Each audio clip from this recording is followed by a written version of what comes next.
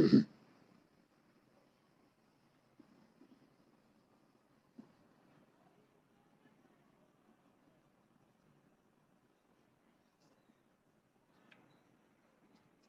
नमस्कार, वंदे मातरम, भारत माता की जय।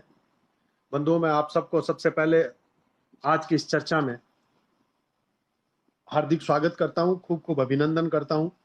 मैं संपत सारस्वत आज कुछ अलग विषयों के साथ, कुछ अलग मुद्दों के साथ आपके बीच में उपस्थित हुआ हूं। चर्चाओं का दौर हमने पहले भी खूब देखा है और चर्चाओं का जिक्र आज भी हम करेंगे। तो शुरुआत की 30 सेकंड या 1 मिनट के लिए मैं चाहूंगा कि तमाम मित्र बंधु अपने तमाम सदस्यों को, अपने मित्रों को कनेक्ट कर ले में ज्यादा से ज्यादा। फिर हम इस चर्चा को आगे बढ़ाते हैं। ये हमारा पहला प्रयास है ट्विटर पे, और हम चाहते हैं कि ट्विटर के ऊपर हम एक ऐसी ताकत बनकर सामने आए जिस ताकत के बलबूते पर जातिगत आरक्षण के ऊपर हो रही राजनीति को, जातिगत आरक्षण के नाम पर देश की छाती पर हो रहे कुठाराघात को हम जवाब दे सकें।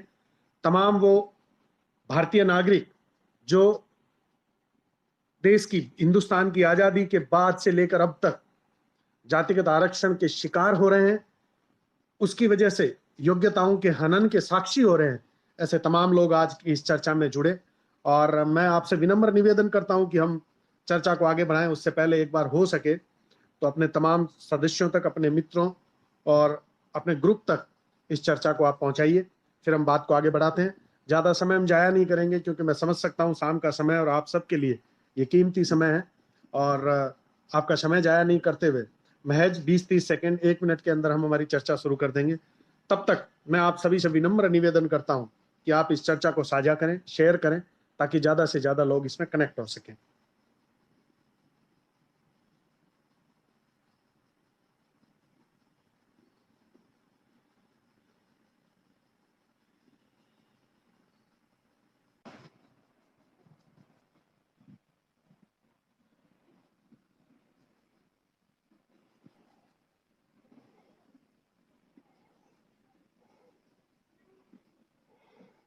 संपत जी नमस्कार।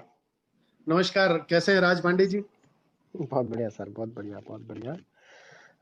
देख के बहुत खुशी हुई और मन बहुत प्रसन्न हुआ कि आपने ये मैं इनिशिएटिव चाहता हूं लिया राज जी, आप ट्विटर पे। पहले थोड़ा परिचय दे दें अपना। अभी आप कहाँ पर रह रहे हैं, कहाँ से हैं, तो तमाम लोगों तक आपका परिचय पहुंचे। अच्छा, मेरा नाम राज पांडे हुआ और मैं अभी अमेरिका में रहता हूँ।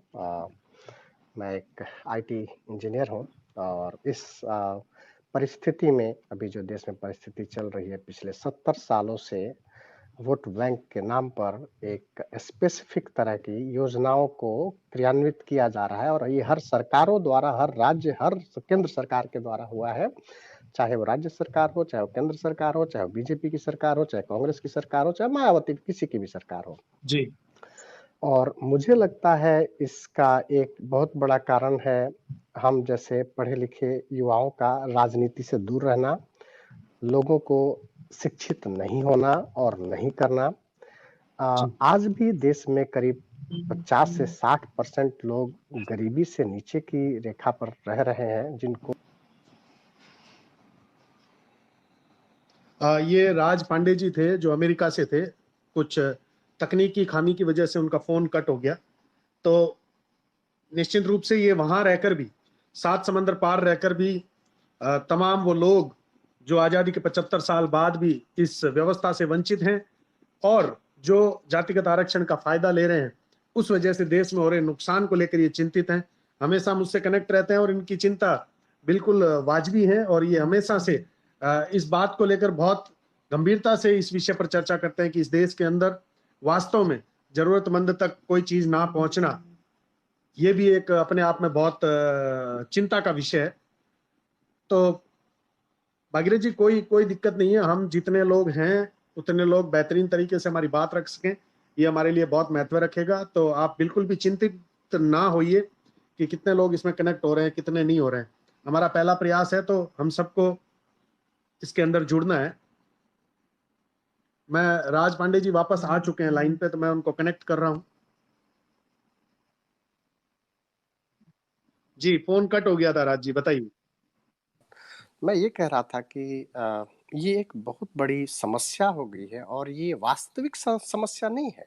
देश का जी, वास्तविक समस्या ये नहीं है, इसको एक समस्या, राजनीतिक समस्या बना करके और देश को बर्बाद किया जा रहा है। आप जी, सोचिए कि हर संस्थान में, चाहे आईआईटी हो, चाहे कोई भी सरकारी संस्थान हो, अब तो प्राइवेट सेक्टर में भी हो गया है, जो जी, पढ़ने वाले छात्र हैं उनको तो कम मार्क्स पे लिया ही जा रहा है।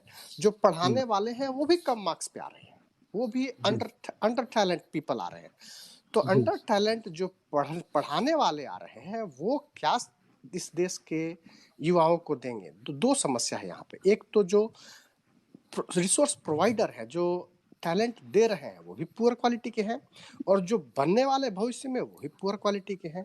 तो हमारे देश का जो आगे 20 साल या 30 साल बाद जो समस्या पैदा होगी वो टैलेंट की समस्या होगी। पुअर पीपल हर जगह होंगे जिनके पास टैलेंट नहीं होगा, और डिसीजन प्रॉब्लम होगा। ये सारी समस्या आने वाली है। दूसरा चीज, आप समाज में आप सोचिए कितनी मतलब गलत बात है ये, जो लड़का पहला दूसरा तीसरा क्लास में जा रहा है उसको ये पता भी नहीं है कि ये जातिगत आरक्षण क्या है, ये जातिगत योजनाएं क्या है।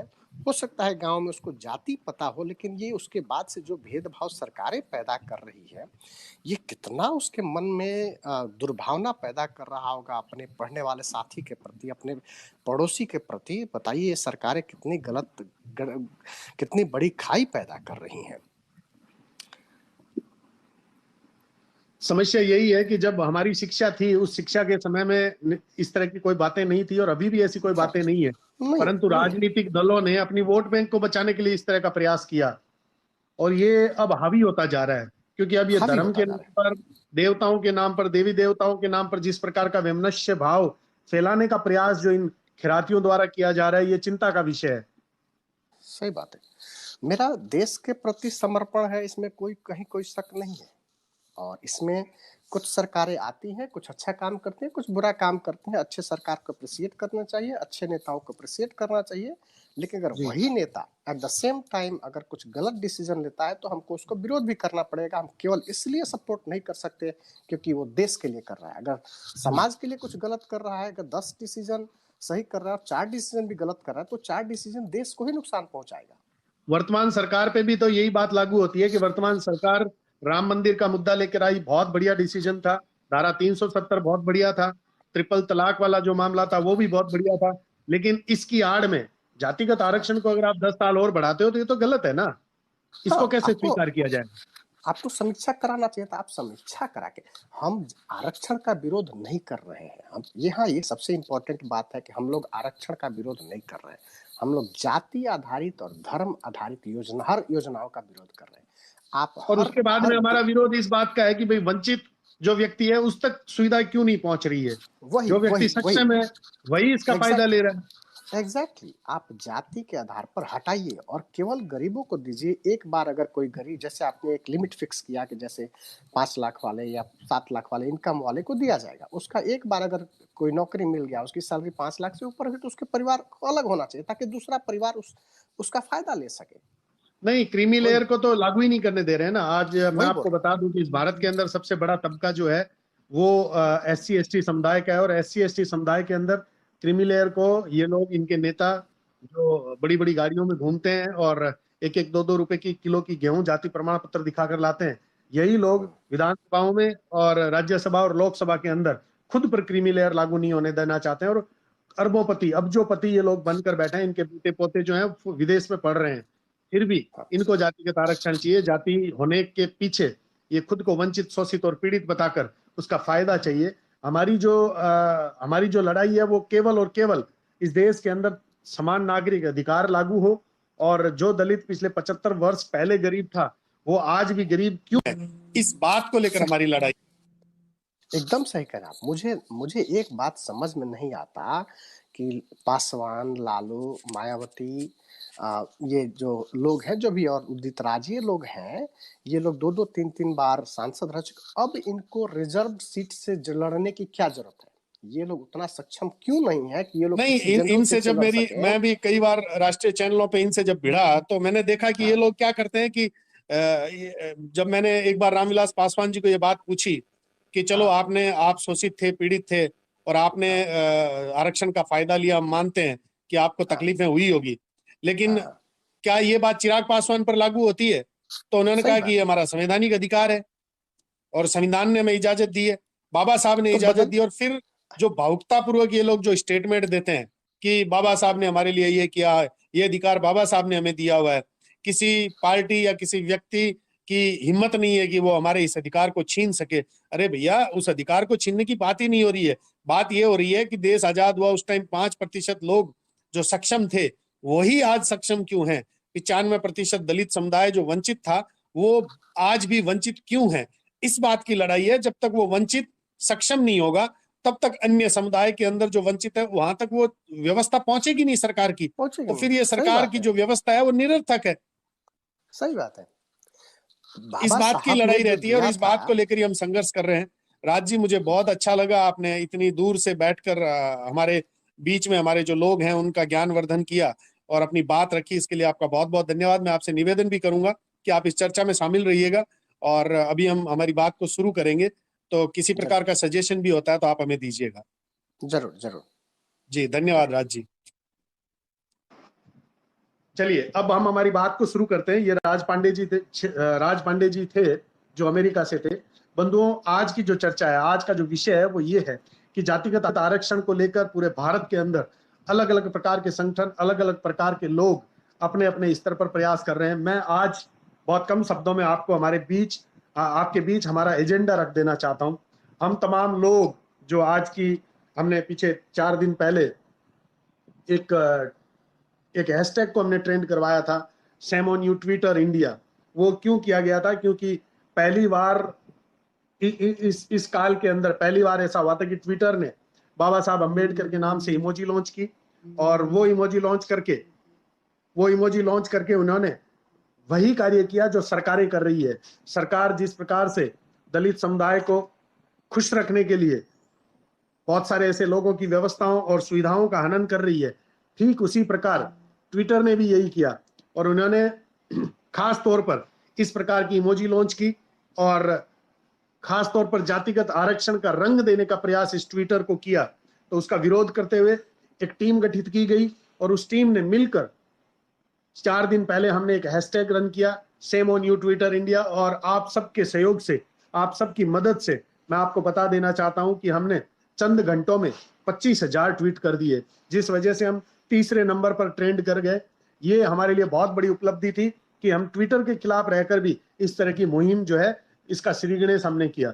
उससे हौसला बढ़ा और निश्चित रूप से ये बात तय हुई कि अगर अब आरक्षण की समीक्षा को लेकर अगर कोई लड़ाई लड़ी जाएगी तो एक बहुत बड़ी टीम के साथ एक होकर, भले ही अलग अलग संगठन के लोग, अलग अलग संगठन के राष्ट्रीय अध्यक्ष, अलग अलग संगठनों की टीम मिलकर एक साथ एक प्लेटफॉर्म पे काम करेंगे, लेकिन जातिगत आरक्षण की समीक्षा को लेकर अगर कोई बात आती है तो हम सब एक हैं।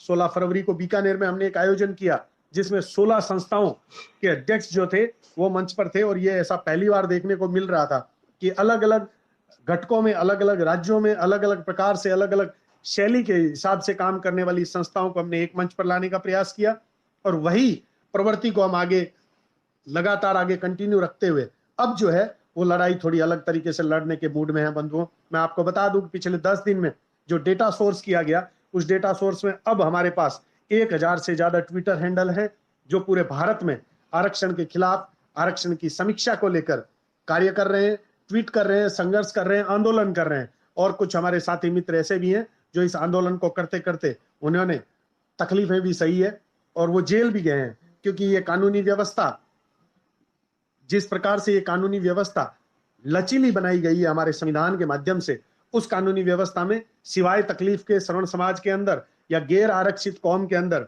सिवाय तकलीफों के कुछ भी प्रकार का फायदा जो है वो नहीं दिख रहा है। और अब जिस प्रकार से सरकारें जिस डर से इन जातिगत आरक्षण के पक्षधर नेताओं और तथाकथित झोला छाप नेताओं के दबाव में रहकर जिस प्रकार के निर्णय कर रही है, अब समझ में आ रहा है कि हम सबको एक होना पड़ेगा। जब तक हम एक नहीं होंगे तब तक हमारे हक और अधिकार को इसी तरह से हमारी पॉकेट से छीन कर रख दिया जाएगा। बंधुओं, मैं आपको इस विषय पर क्यों आपको जागरूक कर रहा हूं, मैं आपको कुछ कुछ लोगों के नाम बताना चाहता हूं। मुझे कोई भी किसी भी प्रकार का डर नहीं लगता है। जो है वो है कि आप देख रहे होंगे कि ट्विटर के अंदर कुछ ऐसे खैराती लोग जो हैं वो पिछले 6-8 महीने 12 महीने से मैं देख रहा हूं कि लगातार गंदगी कर रहे हैं। भले वो चंद्रशेखर रावण ही क्यों ना हो, प्रशांत कनौजिया ही ना क्यों ना हो, जिग्नेश मेवाणी हो, स्वरा भास्कर को आप ले लीजिए, शीला रशीद को आप ले लीजिए, कन्या कुमार जैसा 2% का खैराती जो है वो दीपिका पादुकोण के सामने इस प्रकार के नारे लगाता है कि हमें चाहिए आजादी, मनुवाद से आजादी। मैं आपको एक चीज स्पष्ट कर देना चाहता हूं, इन तमाम खैरातियों को आज के इस लाइव से स्पष्ट कर देना चाहता हूं कि पहली बात तो इन्होंने आज तक संविधान नहीं पढ़ा। आप इस बात को गौर करिएगा, ये जितने भी नीले रंग का दुपट्टा डालकर बाबा साहब के नाम का दुरुपयोग कर रहे हैं, ये तमाम खैरातियों को मैं कह देना चाहता हूं कि अभी तक आपने सही ढंग से संविधान भी नहीं पढ़ा। अगर आप संविधान पढ़ते तो आपको समझ में आता कि आर्टिकल 14A क्या कहता है, आर्टिकल 14B क्या कहता है, आर्टिकल 18A का हवाला देकर जिस प्रकार से आप आतंकवादियों जैसा सलूक इस देश के साथ, इस हिंदुस्तान के साथ कर रहे हो ना, ये आपको अंदाजा लग जाता कि आर्टिकल 14A 14B और आर्टिकल 18A और 18B क्या कह रहा है। और उसके बाद में समान नागरिक अधिकार के बारे में बाबा साहब ने क्या कहा था, जातिगत आरक्षण को किस प्रकार से बरकरार रखना है, कैसे चलाना है, कैसे नहीं चलाना है, उसके बारे में बाबा साहब ने क्या कहा था। और अगर जातिगत आरक्षण 10-20 साल से ज्यादा एक्सटेंड होता है तो संविधान की तुलना उन्होंने किस चीज से की थी, इस बात का भी आपको पता चलता। लेकिन आप चंद खैराती लोग जो राजनीतिक दबावों के अंदर दबे हुए लोग हैं, जिन्होंने अपनी राजनीति को बरकरार रखने के लिए केवल और केवल बाबा साहब के नाम का दुरुपयोग करते हुए इस देश में बाबा साहब के प्रति भी और इस देश में धर्म के प्रति भी एक वैमनस्यता का भाव फैलाने का प्रयास किया है। मैं आपको बता देना चाहता हूं बंधुओं कि ये लोग संविधान के पूरी तरह से जानकार है ही नहीं, फिर भी कन्या कुमार जैसे 2% के लोग जो हैं, 2 कौड़ी के लोग जो हैं वो मनुवाद पर टिप्पणी करते हैं। और ये नीला दुपट्टा डालकर ये तमाम लोग जो मनुवाद पर टिप्पणी करते हैं, मैं इनको एक बहुत कम शब्दों में बता देना चाहता हूं कि मनुवाद, मनुस्मृति के बारे में जब आप बात करते हो तो मनुस्मृति पुस्तक को हाथ लगाने की आपकी हैसियत नहीं है, क्योंकि -5% वाला व्यक्ति, -10% वाला व्यक्ति और माइनस मार्किंग वाला व्यक्ति संस्कृत का ज्ञाता नहीं हो सकता। बंधुओं, संस्कृत के प्रणेता हम हैं और हमने हमारी योग्यता के आधार पर इस देश ही नहीं, इस पूरी सृष्टि में हमारी उपस्थिति दर्ज करवाई है। संस्कृत के प्रदाता हैं ऋषि पाणिनि के अनुयायी हैं, जिन्होंने पूरे विश्व की भाषाओं को व्याकरण देने का कार्य किया। और उस मनुस्मृति के बारे में आप अपनी राय देते हो और कहते हो कि हमें चाहिए आजादी, मनुवाद से आजादी। अरे हरामखोरों, फोकट का खाते हो। पिछले 75 सालों से इस देश में 1-1 रुपए की गेहूं खाकर इसी देश पे गरिया रहे हो, इसी देश के लोगों पर गरिया रहे हो, हमारी त्याग और तपस्या पर गरिया रहे हो। अंग्रेजों की गुलामी किसने की, किसने इस देश को खंडित करने का प्रयास किया? आज इस देश को कौन खंडित करने का प्रयास कर रहा है? देवी देवताओं के ऊपर किस प्रकार से टिप्पणी की जा रही है, किस प्रकार से आप फोटो एडिट कर रहे हो, किस प्रकार से 2-2 टके के खैराती जो हैं, 2-2 कौड़ी के खैराती, टका में ज्यादा बोल रहा हूं इसलिए मुझे माफ करिएगा, 2-2 कौड़ी के खैराती जो हैं वो यूट्यूब पे वीडियो अपलोड कर रहे हैं, यूट्यूब पर गाने अपलोड कर रहे हैं, भगवान के ऊपर टिप्पणी कर रहे हैं, देवी देवताओं के ऊपर टिप्पणी कर रहे हैं, देवी देवताओं की उपस्थिति पर टिप्पणी कर रहे हैं। अरे आराम करो, अगर ढंग से आपने रामायण भी देख ली होती तो आपको पता चलता कि राजा राम के दरबार में भी निषाद बैठते थे, उनके मित्र थे जिनको वो गले लगाते थे, और कोई नहीं, दलित थे। माता शबरी के हाथ से बेर खाए भगवान श्री राम ने, उस भगवान श्री राम की उपस्थिति के ऊपर आप लोग सवाल उठाते हो। आपकी बुद्धि भ्रष्ट तो हो ही चुकी है, और उस बुद्धि भ्रष्ट के अंदर अब थोड़ा सा छौंक आपने जय मीम कहकर लगा दिया है, जो लगातार आपका शोषण करते जा रहे हैं। पिछले वर्षों का इतिहास उठाकर देख लेना, जिस प्रकार से इतिहास के अंदर तोड़ मरोड़ करके आप लोगों के मंद बुद्धि के लोग हैं, आपके सामने जिस प्रकार से तोड़ मरोड़ कर पेश किया है। आज आपको आपके भाई जो है, मुगल जो है, आपको भाई दिखते हैं। अरे कम से कम इनकी प्रवृत्ति देख लेना, इनकी मनोस्थिति देख लेना, और फिर पता करना कि ये आपके भाई हैं या हिंदूवादी संस्कृति आपकी ज्यादा रक्षक बनेगी। आपका प्रोटेक्शन कौन सा धर्म कर पाएगा, इस बात पर जरा गौर करिएगा। आप समझिएगा बंधुओं, मैं तमाम मेरे दलित भाइयों से कह देना चाहता हूं, ये चंद नीला दुपट्टा डालकर जो अपनी राजनीति चमकाने का प्रयास कर रहे हैं, फटकारिए इनको। घर के अंदर एक 10 नंबर की जूता रखिए, जैसे ये घुसते हैं 2 जूत लगाइए इनको। बाबा साहब का स्थान सर्वमान्य है, सम्मानीय है, लेकिन बाबा साहब भगवान नहीं है, इस बात को आप गौर करिएगा। मनुष्य प्रवृत्ति के हैं, पूजनीय है, प्रातः स्मरणीय है, आप माला चढ़ाइए, पूजा करिए, लेकिन उनको भगवान का दर्जा हम नहीं दे सकते। एक पिता के समान, एक पुत्र के लिए पिता और माता, दादा दादी जिस प्रकार से पूजनीय होते हैं, उसी प्रकार से बाबा साहब पूरे हिंदुस्तानियों के लिए पूजनीय हो सकते हैं। लेकिन उसको भगवान का दर्जा देकर हिंदू संस्कृति को तोड़ने का प्रयास जो ये लोग कर रहे हैं, इनको अब जवाब देने का समय आ गया है बंधुओं। किस प्रकार से फोटो हमारे बीच में ये लोग भेजते हैं। मैंने कुछ फोटो देखी जिसमें भूमि पूजन के अंदर, नींव पूजन के अंदर बाबा साहब की फोटो रख के नींव पुजाई जा रही है। फेरों के अंदर अग्नि को साक्षी ना मानकर ये लोग बाबा साहब की फोटो रखकर फेरे ले रहे हैं। उसके बाद में करवा चौथ का व्रत खुलवा रहे हैं। और तो और मैंने अभी थोड़े दिन पहले एक वीडियो देखा जिसमें ये अर्थी लेकर जा रहे हैं, जिसमें राम नाम सत्य के बजाय भीम नाम सत्य है ऐसा कहकर कह रहे हैं। अरे कितनी बुद्धि मलिन हो गई है इस हिंदुस्तान के अंदर। किसान की मेहनत से और इन सरकारों की कूटनीति की वजह से पैदा किए गए अन्न को आपको फ्री दे दिया गया, पेट भरने के लिए। पेट भर गया आपका। जाति के नाम पर, धर्म के नाम पर लड़वा कर इस देश के अंदर वैमनस्य का भाव फैलाने वाले तमाम वो खैराती, तमाम वो मंद बुद्धि खैरातियों से मैं कह देना चाहता हूं कि आप हिंदू धर्म को कभी नहीं तोड़ सकते। अब लोग जागरूक हो चुके हैं, अब हम सब जागरूक हो चुके हैं और जातिगत आरक्षण के ऊपर समीक्षा इस सरकार को करनी पड़ेगी, इन सरकारों को करनी पड़ेगी। आने वाले समय में तमाम वो लोग, वो वंचित लोग जो गैर आरक्षित हैं, तमाम वो दलित हमारे भाई जिनको पिछले 75 वर्षों में आरक्षण की जाति में होने के बावजूद भी उनको किसी भी प्रकार का फायदा नहीं मिला, ऐसे तमाम लोग आने वाले समय में हम हमारे हिसाब से संगठित होकर, एक बात मैं और आपको कह दूं इसी बीच में, संगठित होकर सरकार के ऊपर दबाव बनाएंगे। लेकिन हम आपकी तरह नहीं करेंगे जिस प्रकार से आपने 2 अप्रैल 2018 को इस देश के संसाधनों को नुकसान पहुंचाया। क्योंकि ये देश के संसाधन जो खड़े किए गए हैं ये हमारे टैक्स के पैसे से खड़े किए गए हैं। आपने उसको आग लगा दी क्योंकि आपको जोर थोड़ी आया था। आपको क्या फर्क पड़ता है? आप तो गेहूं भी फ्री की लाके खाते हो। आप कौन सा टैक्स भरते हो? आपके कौन से टैक्स की कमाई से स्ट्रीट लाइट लगती है? आपके कौन से टैक्स की कमाई से बस स्टैंड बनता है? कुछ नहीं बनता।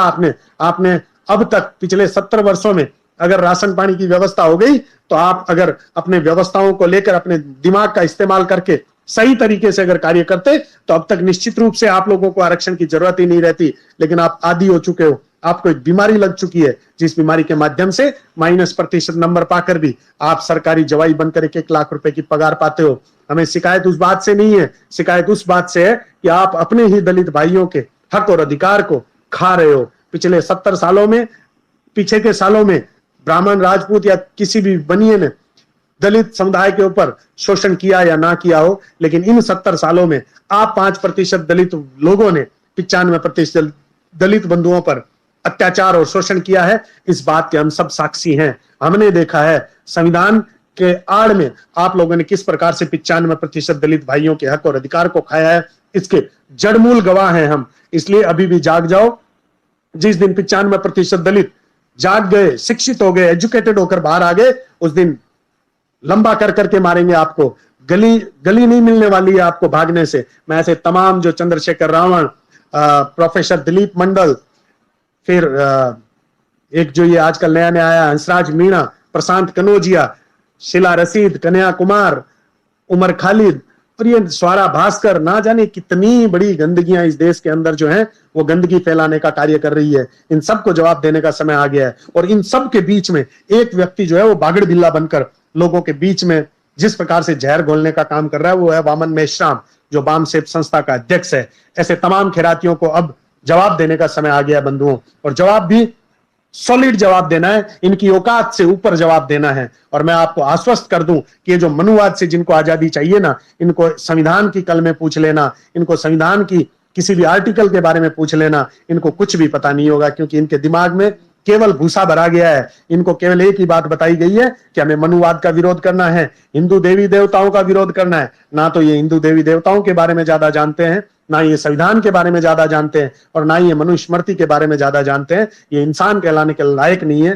केवल और केवल जानवर हैं ये लोग। और उस जानवर की हैवानियत जो है वो आपको अब दिख रही होगी कि इन्होंने CAA का विरोध किया, NRC का विरोध किया, राम मंदिर का इन्होंने विरोध किया, धारा 370 का विरोध किया, और तो और अब कोरोना के भी पक्ष में ये लोग आने लग गए हैं। ऐसे तमाम वो लोग जो अब कोरोना को अपना धर्म भाई बता रहे हैं, ऐसे लोगों को पहचानने की जरूरत है, ऐसे लोगों को जवाब देने की जरूरत है। मेरा आप सभी, मेरे दोस्तों, मेरे तमाम जो मुझसे जुड़े हुए जो लोग हैं, उनसे हाथ जोड़कर निवेदन है कि अब हम सबको संगठित होना पड़ेगा। और अगर हम संगठित होते हैं तो आने वाले समय में बहुत संयमित तरीके से, वेल ऑर्गेनाइज्ड तरीके से, बिना इस देश के किसी भी संसाधन को नुकसान पहुंचाए, बिना किसी भी सरकारी कार्य में बाधा पहुंचाए, हम हमारे संस्कारों के अनुरूप इस सरकार को इस बात का एहसास करवाएंगे कि जातिगत आरक्षण की अब समीक्षा होनी चाहिए। और जरूरतमंद को मिलना चाहिए, आर्थिक आधार पर मिलना चाहिए, ताकि राजपूत, ब्राह्मण और अन्य जितनी भी तमाम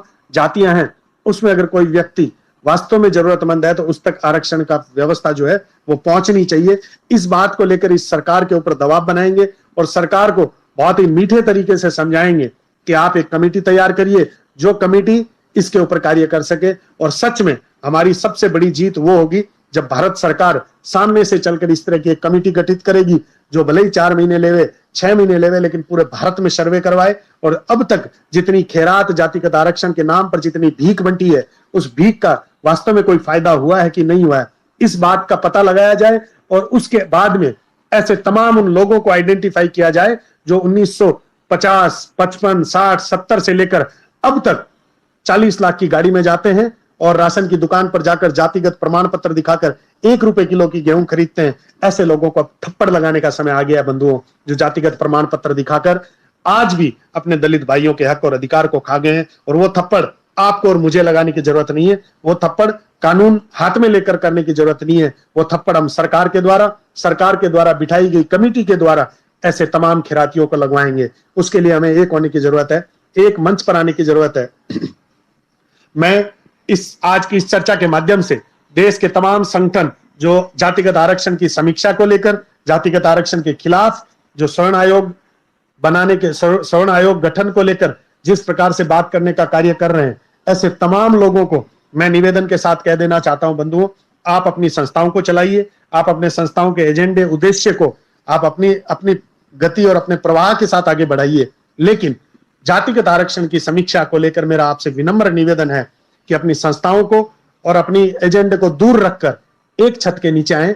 और हम अगर एक छत के नीचे आ गए तो इन दो कौड़ी के खिरातियों की कोई औकात नहीं है कि ये हमारी व्यवस्था को, हमारे ज्ञान को, हमारे संस्कार को चोट कर सकें, उनको चैलेंज कर सकें। इसलिए मेरा आपसे निवेदन है कि जो अलग अलग संस्थाओं के अध्यक्ष बने बैठे हैं, जो अलग अलग छोटे छोटे लेवल पर प्रयास कर रहे हैं इस आरक्षण के खिलाफ, मैं आग्रह करता हूं, उनको आमंत्रित करता हूं हाथ जोड़कर कि आप आगे आइए और जुड़िए एक साथ। यहां इस मुहिम के अंदर कोई व्यक्ति ना ही नेता है और ना ही कोई व्यक्ति आगे की पंक्ति में, ना ही कोई व्यक्ति पीछे की पंक्ति में।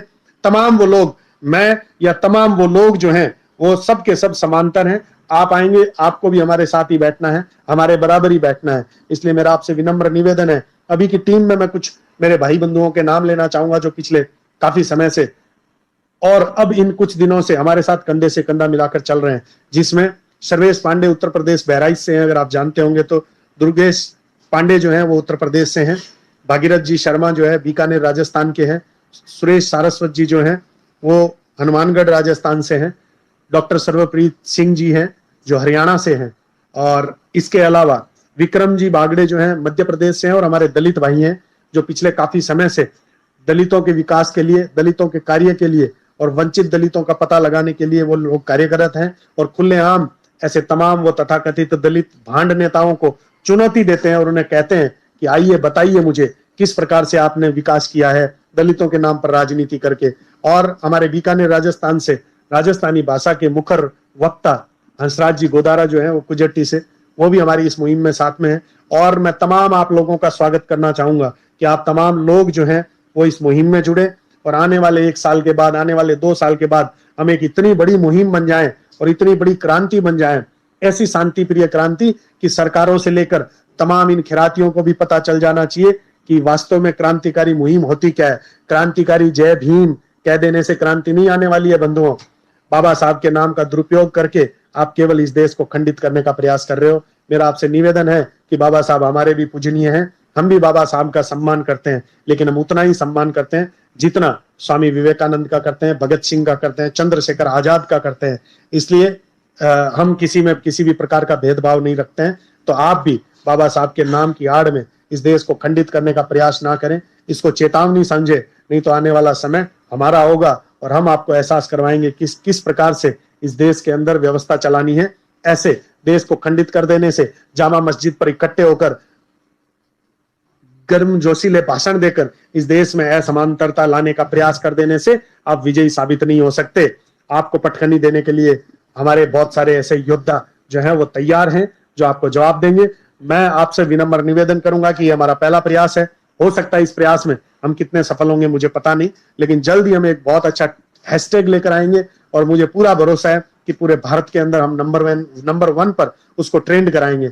आप सबका सहयोग हमें निश्चित रूप से चाहिए। किसी भी भाई बंधु का नाम अगर मैं इस चर्चा में लेने से रह गया हूं भाववश तो मुझे माफ करिएगा, लेकिन आप सबका सहयोग हमें भरपूर मिल रहा है, प्रचुर मात्रा में मिल रहा है, और जिसकी बदौलत हम इस हमारे लक्ष्य में कामयाब हो रहे हैं, मुहिम में कामयाब हो रहे हैं।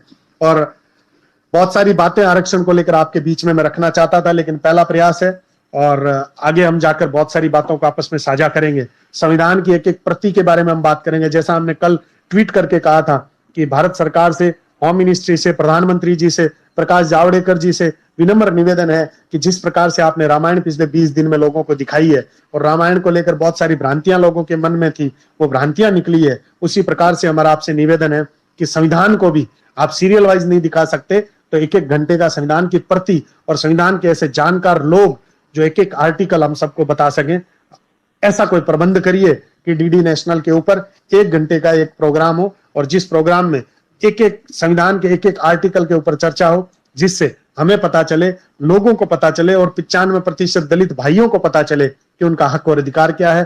पूरा पता चलना चाहिए संविधान लिखा किसने था, ड्राफ्टिंग किसने किया और किस प्रकार से संविधान पेश हुआ, और संविधान पेश होते समय बाबा साहब ने क्या कहा था। अन्य जो BN राव जो थे, जो उनका भी जो महत्वपूर्ण योगदान रहा, इसके अलावा भी 15 लोग और थे, उनका किस प्रकार से योगदान रहा, किस आधार पर ब्रिटिश पार्लियामेंट के अंदर हमारे संविधान को पेश किया गया, किस आधार पर वहां से अप्रूवल के बाद भारत के अंदर संविधान भारतीय संसद में पेश किया गया, किस आधार पर आज भी हमारी संविधान के अंदर 2 Anglo Indian member of parliament रखे जाते हैं। 543 सांसदों के बाद में 2 सांसद विदेशी नागरिक क्यों होते हैं, ऐसे संविधान में क्यों ऐसी व्यवस्था रखी गई, इस तरह की बातों का लोगों को पता रहना चाहिए। अपर हाउस क्यों बना, राज्यसभा क्यों बनाई गई, लोकसभा के बाद राज्यसभा को लेकर किस प्रकार की बात थी, क्यों संविधान के अंदर भारत और पाकिस्तान को 2 स्टेट का दर्जा दिया गया है, क्यों उनको एक संपूर्ण रूप से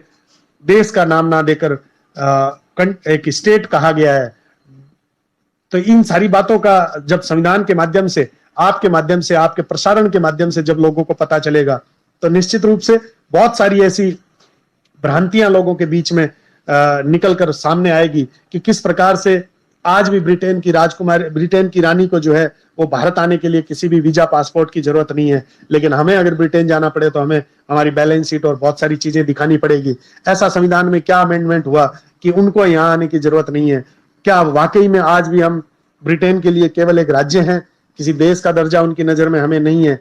इस बात को लेकर थोड़ा सा लोगों के अंदर भ्रांतियां हैं, अलग अलग प्रकार की सोच है और अलग अलग प्रकार के लोगों के अपने अपने मंतव्य विचार हैं। तो मेरा भारत सरकार से भी विनम्र निवेदन है कि अब आने वाले समय में हम भी इस बात को जानते हैं कि जिस प्रकार से कोरोना इफेक्ट पूरे भारत में अपने पांव पसार रहा है, जिस प्रकार से रोज नए नए केस और जो केस के अंदर वृद्धि हो रही है, उस प्रकार से ऐसा लग रहा है कि आने वाला 1-1.5 महीना हमें फिर लॉकडाउन रहकर इसका पालन करना पड़ेगा। तभी इस कोरोना जैसी वैश्विक महामारी से हम बच सकते हैं, हमारा देश बच सकता है। उस स्थिति में मेरा आपसे विनम्र निवेदन है कि अपने घरों में रहिए, बाहर मत जाइए, क्योंकि जैसा इस कोरोना के बारे में पढ़ा है, जिंदा वही बचेगा जो घर पे रहेगा। बाहर निकलने वाला तमाम हर व्यक्ति जो है इससे ग्रसित होने के उसके पूरे के पूरे चांसेस हैं। तो उस स्थिति में जब 1-1.5 महीना कोरोना का इफेक्ट रहने वाला है, तो मेरा सरकार के उन तमाम हुक्मरानों से निवेदन है कि डीडी नेशनल के ऊपर एक समय तय किया जाए, कितना भी ऑकवर्ड समय हो, दोपहर का समय हो या मध्य रात्रि का समय हो, एक समय 2 घंटे का तय किया जाए, जिस 2 घंटे में केवल और केवल संविधान के बारे में बताया जाए और संविधान के एक एक आर्टिकल के बारे में बताया जाए। मैं इस बात को लेकर खूब आश्वस्त हूँ, निश्चिंत हूँ कि अगर आरक्षण, अगर संविधान की प्रतियों को, संविधान के एक्ट को लेकर अगर प्रसारण में दिखाया जाता है, तो इस देश के अंदर एक बहुत बड़ी शांति जो है वो आने वाले दिनों में देखने को मिलेगी। क्योंकि जिस प्रकार से कानूनों का हनन और कानून का दुरुपयोग हमारे देश के इन कुछ चंद तथाकथित नेताओं द्वारा किया जा रहा है, उन कानूनों से भी लोग बचने का प्रयास करेंगे। आज भी संविधान के प्रति लोगों को इतनी जानकारी नहीं है, तो हमारा आग्रह रहेगा भारत सरकार से कि जल्द ही संविधान का भी प्रसारण किसी ऐसे व्यक्ति को दिया जाए जो व्यक्ति बहुत शालीनता से इस बात को रख सकें। और मैं तो ये भी कहूंगा कि अगर पढ़कर ही बोलना है और समझाना ही है तो भले ही 2-2 3-3 दिन लेट चलेगा, लेकिन हमारे देश में ऐसी बहुत सारी आवाज, बहुत सारी ऐसी वाणी है जिनके ऊपर सरस्वती विराजती है। तो क्यों ना ये बिग बी यानी अमिताभ बच्चन जी को ये काम सौंपा जाए और वो अपने घर पे बैठ के इसका प्रसारण करें।